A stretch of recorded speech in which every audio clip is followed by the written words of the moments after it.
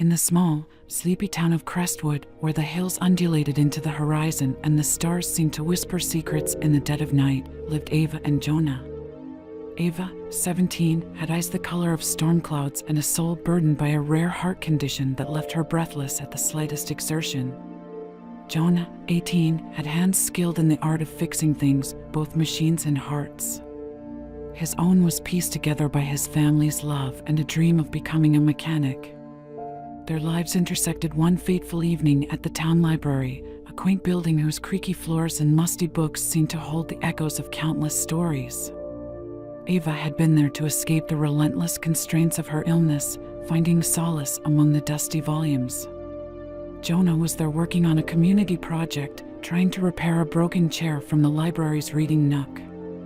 His attention was drawn to Ava, who was seated in the corner, her delicate fingers turning the pages of an old book with a grace that suggested both reverence and a longing for something beyond her reach. Their conversation started with a hesitant "excuse me," but it quickly blossomed into a connection over shared passions. Ava spoke of constellations with a wistfulness that struck Jonah deeply. She had always been a dreamer, her hopes and aspirations dimmed by the constant reminder of her fragile health. Jonah, with his grounded practicality and a deep-seated yearning to see beyond the horizon, found himself captivated by her spirit. As weeks turned into months, Ava and Jonah became inseparable. Ava awaited Jonah's visits to the library, where he would share stories of mechanical failures and triumphs, while she painted vivid pictures of distant lands she had only read about. They built their own little sanctuary amidst the shelves and dusty tomes, finding in each other a respite from their respective struggles. Jonah's laughter became the soundtrack to Ava's days, and her smile was a beacon of light in his life. One crisp autumn evening, as the first frost began to lace the fields with silver, Jonah took Ava to the edge of town to witness a rare lunar eclipse.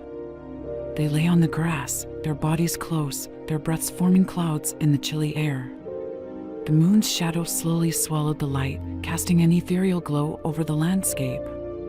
Ava's eyes, usually filled with sadness, sparkled with a fierce joy as the celestial event unfolded before them. "I always wanted to see an eclipse," Ava murmured, her voice soft with wonder. "It's like the moon's telling us that even in darkness, there's still beauty." Jonah's heart ached at her words. He reached out, taking her hand in his. "You know, Ava, you're my eclipse," he said. "You make the darkness beautiful." The moment felt timeless, yet the chill of reality was creeping in. As the days grew colder, Ava's condition worsened.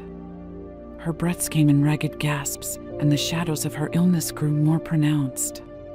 Despite the escalating challenge, Jonah remained by her side, his love a steady beacon in the tumultuous sea of her illness.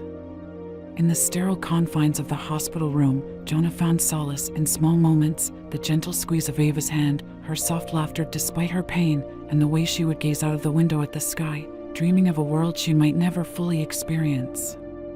On her final night, with the room filled with the soft hum of medical equipment and the distant sound of rain tapping against the window, Ava looked at Jonah with a sadness that was almost serene. "I wish I could have lived more," she said, her voice trembling. "Seen more of the world." Jonah's tears fell freely, mingling with his words.